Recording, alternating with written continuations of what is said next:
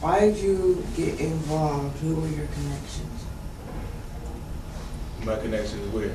Or with what? Like to get involved, like the Black Student Union group. By that time, if you look at my college experience, by that time, I was very much thinking for myself. Again, it was a sense of duty. There was a need on campus to bring students together to provide opportunities for fun. You're asking, what did I do for fun? Again, since me and my brother are very tight and we weren't allowed to go outside, we learned how to create fun opportunities for ourselves. When I got to college, and again, we got some students on campus saying, man, there is nothing to do. I'm like, what y'all talking about? There's plenty of stuff to do. And then we would create, activities, whatever it may be.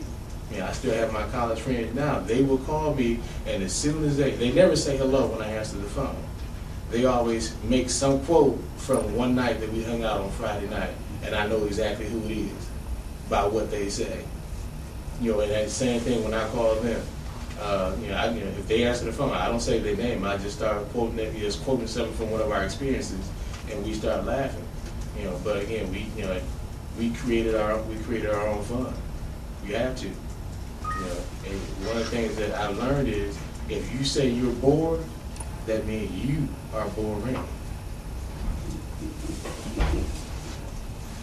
What were you doing to get involved before?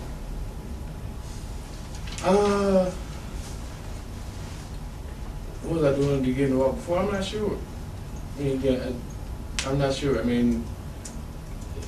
For me, it was always a feeling of having to do something. My grandfather was one of those individuals who believed that you just don't sit around, that you had to do something. My church instilled in me, that you need to give back. You need to give back. You need to be doing something. So between my grandfather always preaching to me, and then my church, instilling that and driving that home. If there's nothing for me to do, my wife makes fun of me because she says, "Oh, you'll always be busy. You always have been.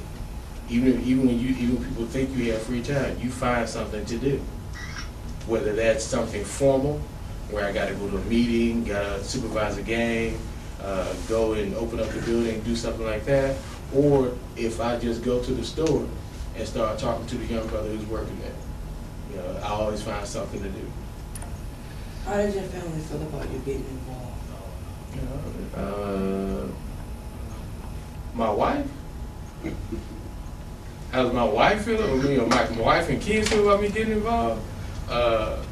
They expect me to be going all the time. They don't know anything else. They really don't. That's what Daddy does. Daddy's always going to work. And there's no animosity. They just know that's what Daddy does. My wife knows that's what you do. You like to help people. You like to stay involved. See you later. What leadership experiences did you have in college? Oh, I had several leadership experiences while I was in college. I was a captain of the wrestling team. I was a resident assistant for 3 years there. And that's when you're in charge of a floor of students. You got to plan activities for them, do some discipline, which disciplining your peers can be kind of challenging. I was sergeant at arms of the Black Student Union, vice president, and president another year.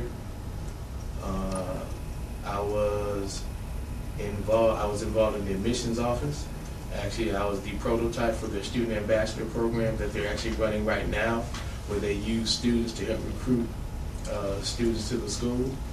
The first year that I started doing that, actually they asked me did I want to help out because I was complaining about the low number of minorities on campus. And so they said, well, do you want to do something about it? Do something about it. What do you need to do? What do you need me to do? Talk to some kids. I can get some kids up here. And so they just had me working in the office, stuffing envelopes, and then the next fall, after I did an internship in the summer, they allowed me to go and visit some schools. They flew me down to Chicago, flew me down to Milwaukee, got to talk with some students, and got to do some phone calling later. And the next fall, our numbers had tripled. What were others doing at your age to be involved? Excuse me? What were others at your age doing to be involved? At the collegiate level, I was working with students, again, encouraging to get involved. I mean, oftentimes we talk about, what we're going to do when we grow up. You can get involved now. When I was in middle school, the church that I attended, I wasn't as vocal. But in high school, I was pretty vocal. I was talking to kids, man, you ought to come out for wrestling. You ought to come out for football. You need to do something.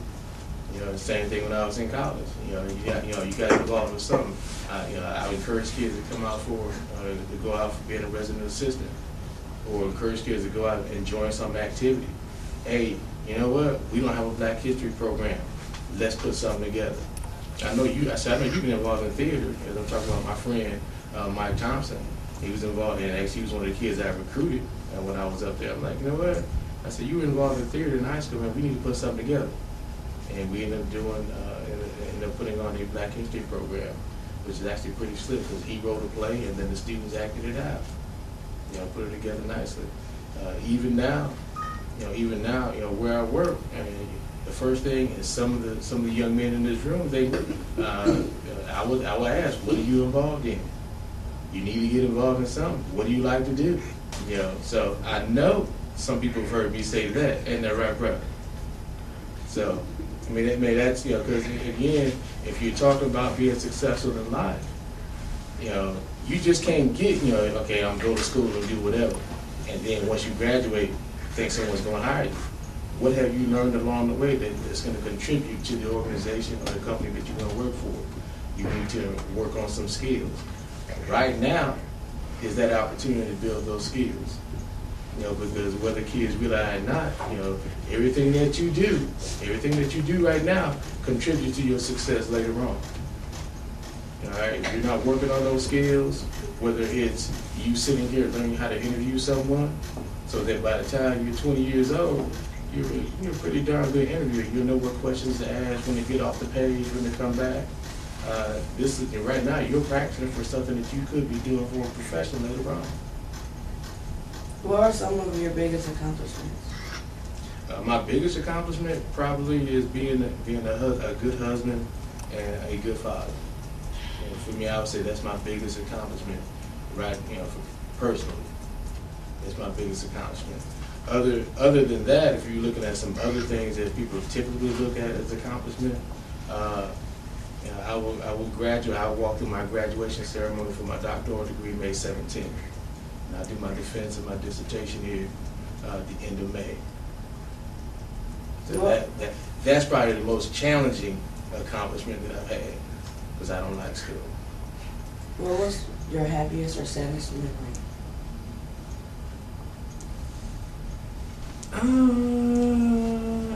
I don't know. I really don't dwell on sad memories too much. If something bad happens, other than getting through the initial grieving point, I look at what can I learn from it. It happened for a reason. What can I learn from it? So even though it may have been a sad time, I always look at it as something that helped me improve. If you could change your experience in the community, what would it be?